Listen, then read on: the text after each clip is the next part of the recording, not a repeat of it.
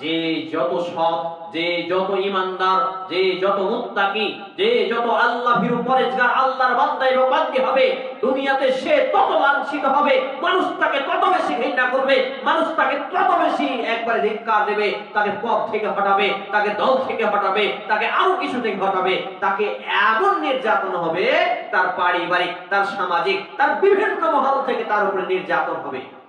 মানুষ মারবে, গালি দেবে, হক কথা বললে পিঠের চামড়া তুলে দেবে। কই আপনার মসজিদের মৌলবীতে একটা কথাও বলেনি কেউ? সমাজের মডেল সত্তার খুতবা শেষে সুন্দর করে মেহমানদারি করে দেশে মুরগা জবাই করে ভাত খাওয়ায়।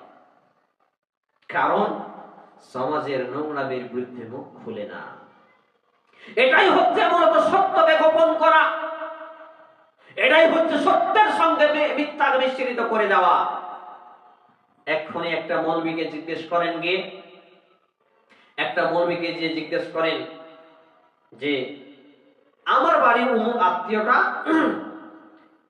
কোনদিন নামাজ পড়তো না, এমনকি জুমার নামাজও পড়ে না, এমনকি রোজার মাসে রোজাও করেনি, মারা গেছে, মারা যাওয়ার সময় কোমরে তার তাবিজ আছে, হাতে তাবিজ আছে, একটা কালো ধাগা আছে, তো তা আপনাকে জানাজা পড়াতে হবে।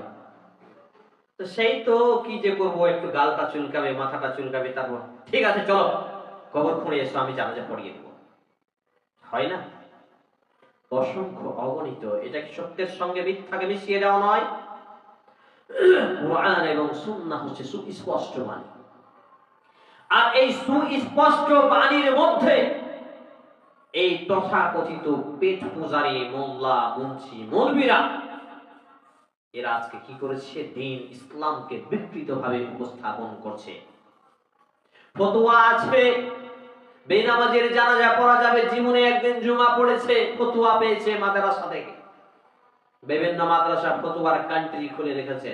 বিশেষ করে আমাদের এলাকার কথা বলছি, যেই সব এলাকাগুলোতে সাইকুল হাদিস রাখা আছে, আপনি যান, হাসি মুখে বলবেন হুজুর পান খাবেন, হ্যাঁ একটু জর্দাটা ওই জর্দাটা নিয়ে আসি। তাহলে এই সাইকুল হাদিস কি ফতোয়া দেবে? সেই সাইকুল হাদিস বিড়ির বিরুদ্ধে কি করে বলবে? আপনার ছেলেটাকে বলবেন একদিন বিড়ি টানতে টানতে মসজিদে ঢুকবা নামাজ পড়তে, দেখবেন গ্রামের সর্দার মডল লোক এলাকার সব খেপে গিয়ে আপনার ছেলেটাকে দু চড় মেরে পাঠাবে। কিন্তু ওই মৌলবীটা 12 বছর থেকে মসজিদে আছে, দিনের রাতে 5 বার ইমামতি করে, 5 বার ইমামের ইমামতি করার আগে দাঁতে গুড় কুত্তার গু ঘষতে ঘষতে যায়।